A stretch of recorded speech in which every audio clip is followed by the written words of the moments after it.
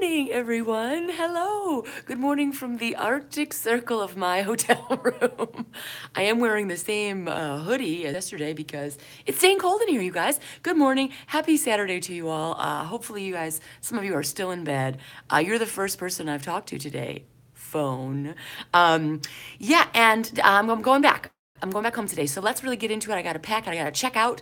So let's make this a real fast one. I wanted to actually answer a question in the comment section on this video. So Ellen asked me, how much writing am I actually doing? Because I mentioned before that I do morning pages and now this writing prompt. So she's like, are you doing morning pages and writing prompts? And what is your, like, how much are you actually writing? Like, how much are you sitting down and writing? So let me answer for you. So a lot of so's. Whoa, wake up, wake up, wake up, wake up. So thank you so much for asking the question, Ellen. And so the morning pages and the dream journal. So this is my list of things. I am kind of condensing it a little bit just because of this writing challenge. So when I wake up, I usually write down my dreams. Sometimes they're quick. It's almost just like a list, right? But if they're in depth or if they're, fantastical or epic, I then kind of smoosh my dream journal, my morning pages together. These writing prompts that we're doing this month are so personal that I am so I'm doing the dreams and maybe the morning pages a little bit, but I'm kind of mushing them all together every once in a while. So this month, and since we're in the 14 days, for the first week, I was doing all three: dream journal, morning pages, writing prompt. And it was just too much, and they felt very samey, so I condensed them a little, you know what I mean? I do definitely still write down my dreams, and then morning pages and this writing prompt have become a little merged. So I hope that answers your question, Ellen. And then I wanted to talk about this kind of journaling and this kind of writing prompt where it's very personal. I'm definitely it's not project based. It's not stand up based. What I'm doing for morning pages, dream journal, and this specific writing prompt month is really focused on generating material. So a lot of it's bad. This writing that I'm doing is not good. It's very much stream of conscious, and then yes, I translate it, so I do edit it a little, but it's not focused. It's not like there's a goal. I kind of just do the assignment, move on to the next day. Do the assignment, move on to the next day. And so when I'm in generation mode, it's just about bleh. It's just about kind of getting it out, right? So Ellen, when I do change my process when I'm in project mode. So for example, when I have a solo show coming up, I am very specific about my writing, and then I also change the writing process. So usually I give myself more of a time crunch. So for example, I'll either give myself a certain set of pages or a certain time. Sometimes I don't follow that. I get too excited and I just try to get act one out in 2 days. So it definitely changes my frame of mind.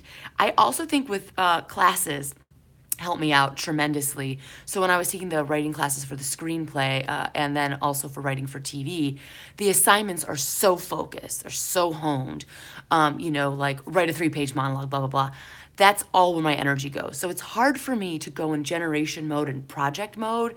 And I think that's why I struggle sometimes with stand-up, because stand-up's, it's a marathon. It's ongoing. You have to be in generation and project mode all the time. And I'm sort of compartmentalized when it comes to that. What has helped me in the past is a writing partner. Whether you're writing a project together, like a web series or a screenplay. So when Daryl and I wrote, we had specific things to do for a project, but that was so separate from the generation, I was able to do both at the same time. And then for example, with Jason, we're writing a screenplay. We're in our third draft of that. I show up, on the weekends we meet for 4 hours, 2 hours Saturday, 2 hours Sunday, not today.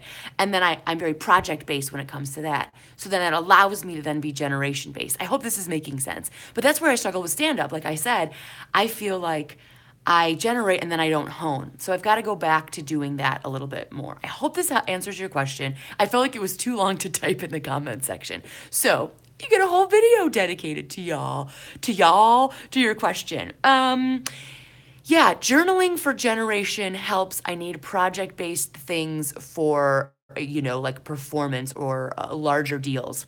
Final thing I'm going to say is I struggle with this, but I also find it important and beneficial to be writing with someone, even if it's not the same project. So let me explain. Like a couple months ago, I was sitting down with Jen Bosworth because she was going to LA to pitch a screenplay, and I was trying to get the second draft of the screenplay up. So we sat in an office together, just sharing a desk, looking at each other, and writing stuff down. We weren't working on the same project, but sometimes when you're in a slump, it's beneficial to find another person just to be with someone so you don't push off your deadlines. So if you're in a slump with any of your writing, even if it's journaling, I would say meet somebody at a coffee shop, invite somebody over, get your other writing pals. I say this in my Kate's U classes all the time. Get a free workshop going at your apartment, at your house, at like a park district, again, at a coffee shop. You don't even have to talk to each other about your project if you don't want. You just sit down and be like, for the next hour, we're gonna write together. And that might be able to help you out as well in whatever project you're working on. The final thing I wanna say is, and I made a video about this before, the Pomodoro method has helped me in the past, which is basically you write or you do something, doesn't have to be writing, for 25 minutes, take a 5-minute break, you do it again for 25 minutes, take a 5-minute break, do it again. So you do 3 cycles, and that kind of helps you stay a little bit more focused. So if you're having a hard time with that in a larger writing project, I would suggest to try to do that as well. Okay, Ellen, hope that answers your questions.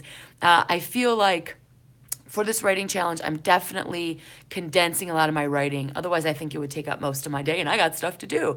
Oh, shoot, I'm sorry. The other one thing I wanted to say is, yes, although I'm writing in the morning, when I'm really in the zone or have a lot of projects going on, I do write in the morning, and then I do write either in the evening, just if I want to like get it all out. So sometimes I do have 2 writing sessions, but that's not typical.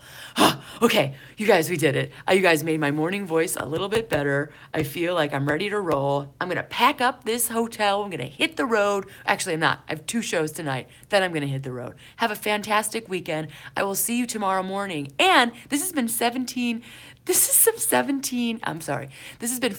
days. 14 days. That means 2 weeks. See you later. Bye-bye. Yay! Edna.